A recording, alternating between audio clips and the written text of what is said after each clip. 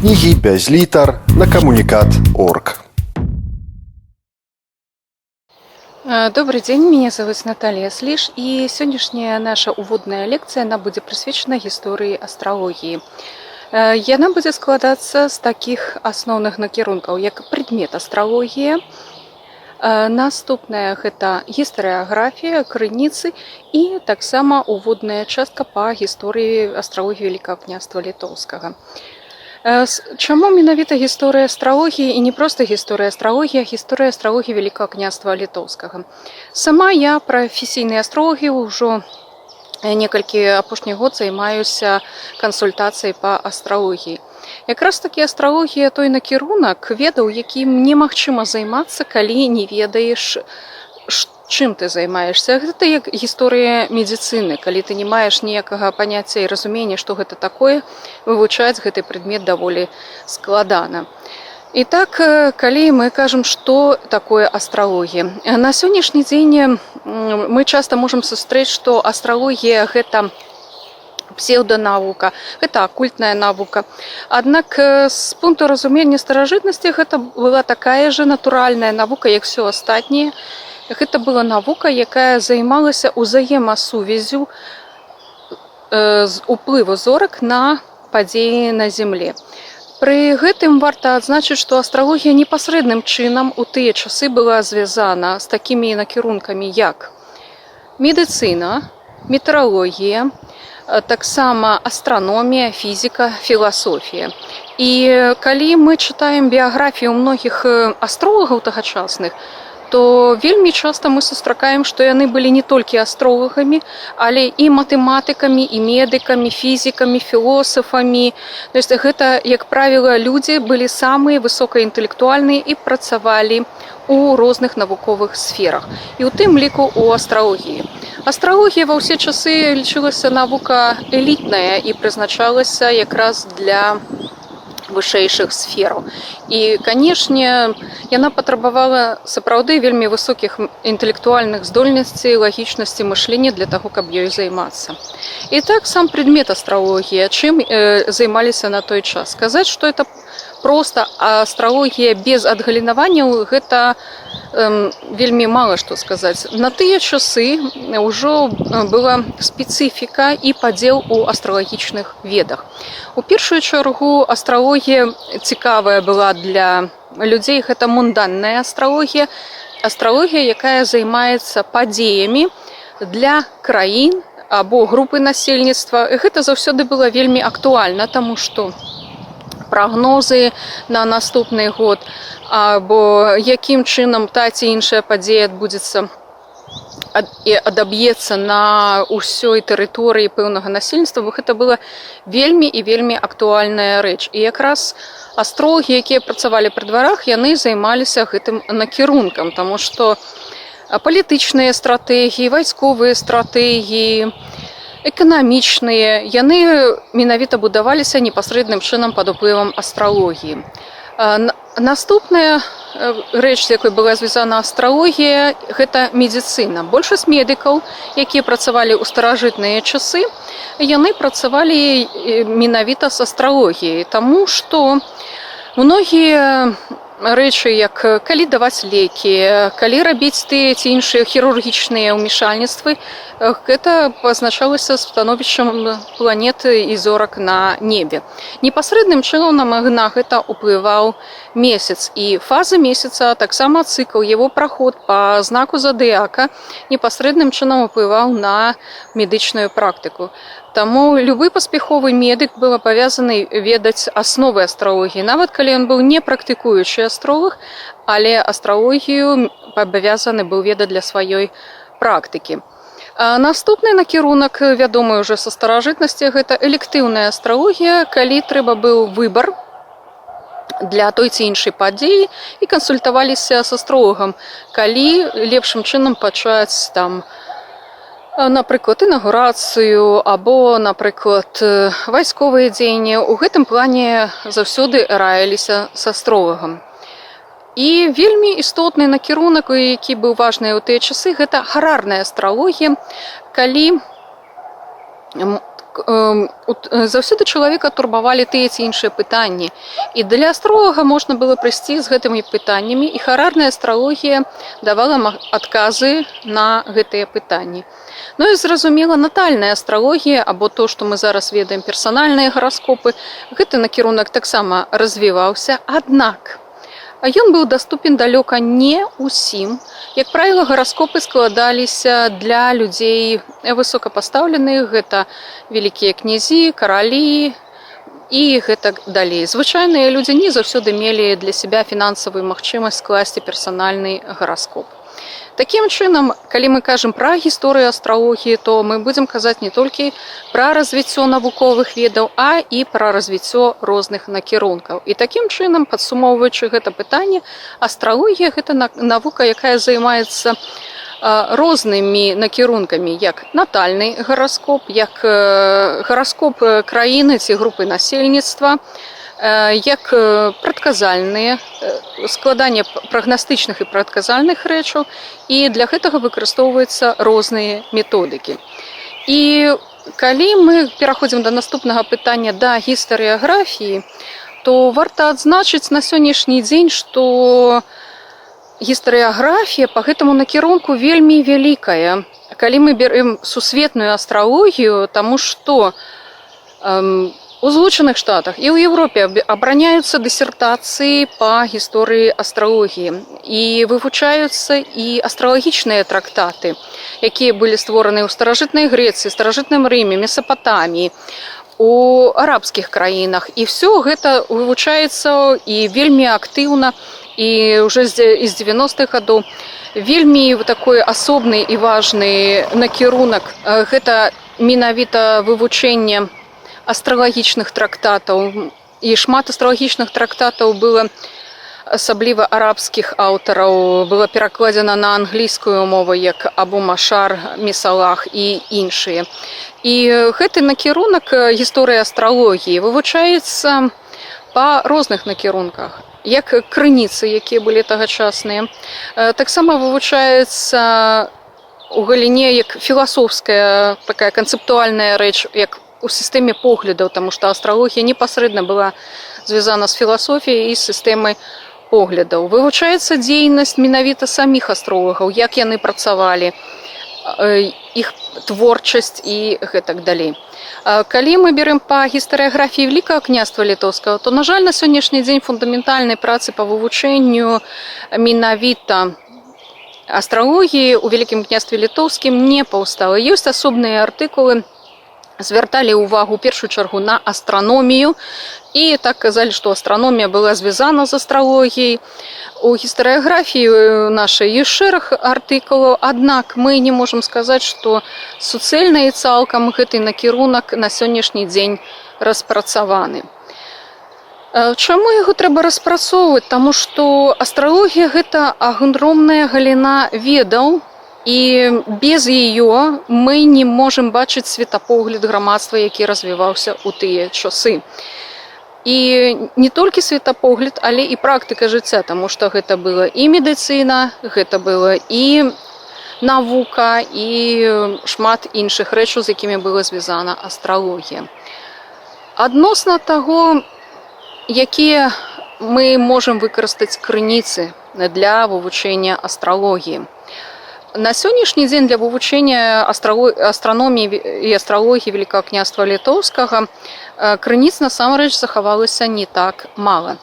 Па-першае, вельмі важную ролю адыгрывае ў гэтым Кракаў, і польскія навукоўцы надрукавалі цэлы шэраг і артыкулаў, і менавіта і манускрыптаў, рукапісы былі надрукаваны, пэўныя кавалкі, таму што уже пры двары Казіміра Егігончыка вельмі часта звярталіся да астролагаў, быў створаны і яго гараскоп, і яго дзяцей, і цэлы шэраг прадказальных такіх картаў. Таму у гэтым плане ў Кракаве захоўваецца цэлы шэраг рукапісных твораў, звязаных з астралогіяй. І менавіта мае дачыненне да Вялікага княства Літоўскага.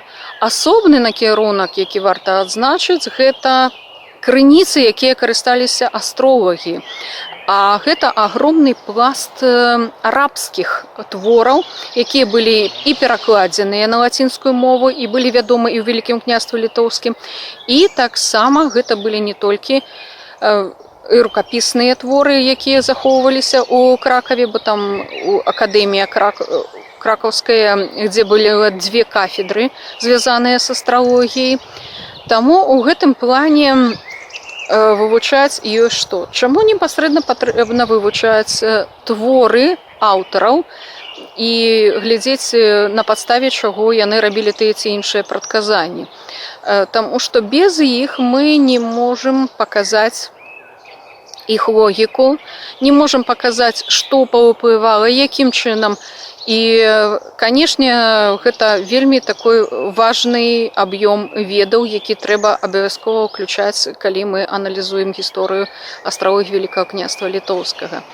І шыкоўныя крыніцы, якія пасля сябе пакінулі такія аўтары, як Абу Машар, Месалах, Пталемей, Гермес, Банаці і іншыя. Гэтыя все творы неабходна ведаць і ўключаць, таму што яны станавіліся асновай для астралагічнага аналізу. І яшчэ з крыніц па астралогіі гэта дзённікі, мемуары, перапіскі, у якіх часта можна сустрэць, што шляхта стварала персанальныя гараскопы для сваіх дзяцей. Для шляхты было зразумела, што такое знакі задыяка, асцэндент, калі дзеці нарадзіліся, і гэта мела важнае значэнне, і шляхта звярталася да астролагаў, і гэта утрымліваецца менавіта ў іх дзённіках і мемуарах. Таксама варта пад такім жа колам праглядаць і летапісы, і асабістую перапіску. Яшчэ адным важным відам крыніц гэта з'яўляецца рэлігійная літаратура. З прыходам хрысціянства на нашы землі вельмі варта звяртаць увагу менавіта на бібліятэкі, якія захоўваліся пры манастырах. І ў такіх працах, як Іоанн Дамаскін і іншыя, сустракаюцца менавіта пэўныя тлумачэнні пра знакі задыяка і пра планеты. І ў гэтым плане таксама важна звяртаць увагу яшчэ на іншыя крыніцы, якія захоўваюцца як тайна тайных або Арыстоцелевы варота, якія былі перапісаны перакладзены на старабеларускую мову ў другой палове 15 стагоддзя. Акрамя пэўных ссылак на астралогію, напрыклад, рукапіс, які адносіцца да Супрасыльскага манастыря, ён утрымліваў яшчэ цэлы шэраг астралагічных твораў, якія з'яўляліся уводнымі для вывучэння гэтай навукі. Таксама можна было сустрэць у розных рэлігійных рукапісах і такія рэчы, як календары месяца, дзе падрабязна расказвалася, што ў які дзень можна або нельга рабіць. І такое мы сустракаем у розных бібліятэках. І менавіта чаму рэлігійныя цэнтры звярталі ўвагу на астралогію. У першую чаргу у астралогіі іх цікавіла гэта месяц і праход месяца, бо менавіта пралічэнне календару згодна з месяцам было непасрэдным чынам звязана з рэлігійнымі святамі. І таму такія творы, як Шестакрыл, таксама былі актуальныя, яны таксама былі перакладзены з яўрэйскай мовы на старабеларускую. Касмалогія і все гэтыя рэчы, як бы асноўныя паняцці астралагічныя, былі вядомы ў Вялікім княстве літоўскім.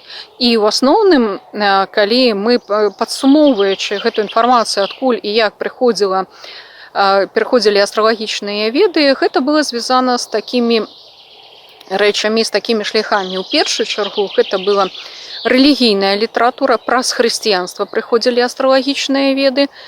У другую чаргу гэта менавіта самі астралагічныя творы, якія былі напісаны ў арабскім свеце. І гэтыя творы даходзілі да нас у лацінскім перакладзе. Таксама гэту інфармацыю атрымлівалі людзі, якія вучыліся за мяжою, таму што практычна все, хто вывучалі медыцыну, яны былі абавязаны ведаць астралогію.